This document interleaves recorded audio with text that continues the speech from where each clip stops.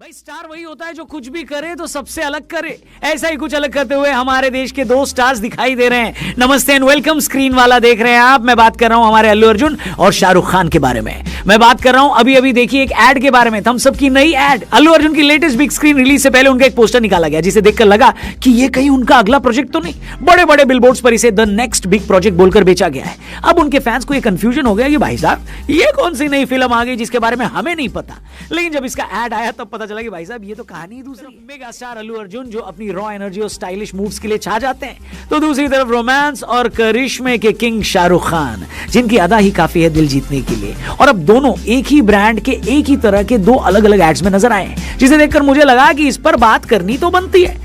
Thums up ने अल्लू अर्जुन और SRK जैसे दो बड़े स्टार्स को साथ लिया है, लेकिन अलग अलग एड्स के लिए। और उन दोनों का ही एग्जीक्यूशन ऐसा हुआ है जिसे देखकर पता चलता है कि भाई आखिर क्यों पूरा इंडिया इन दोनों का फैन है।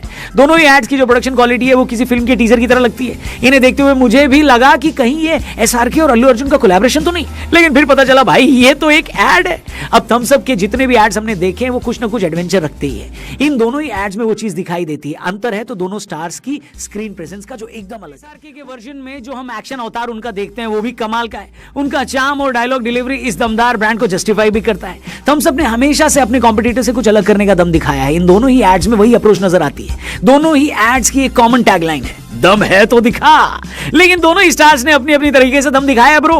अल्लू अर्जुन वाले वर्जन में जहां उनका स्टाइल और स्वैग नजर आता है, वहीं एसआरके के एड में वो चार्म और स्क्रीन प्रेजेंस नजर आती है जिससे उन्हें बादशाह कहा जाता है। इन दोनों ही एड्स में एडवेंचर की थीम को मेन प्लॉट रखा गया है जो सेल्फ बिलीफ से आगे बढ़ता है और यह भी दिखाता है कि अगर कुछ बड़ा अचीव करना हो तो उसके लिए बोल्ड डिसीजन लेने पड़ेंगे। अल्लू अर्जुन अपने लार्जर देन लाइफ रोल्स के लिए जाने जाते हैं और उन्होंने इस चीज को इस एड में भी दिखा दिया है। इंग्लिश में कहते हैं ना, when the going gets tough the tough gets going, यानी अगर अंदर दम है तो कुछ भी पॉसिबल है। बस उसी चीज को ये दोनों एड्स बहुत ही क्रिएटिव तरीके से दिखाते हैं। वहां वो एक लड़के को मोटिवेट करते हैं कि वो सिचुएशन चाहे जो भी हो आगे बढ़ो।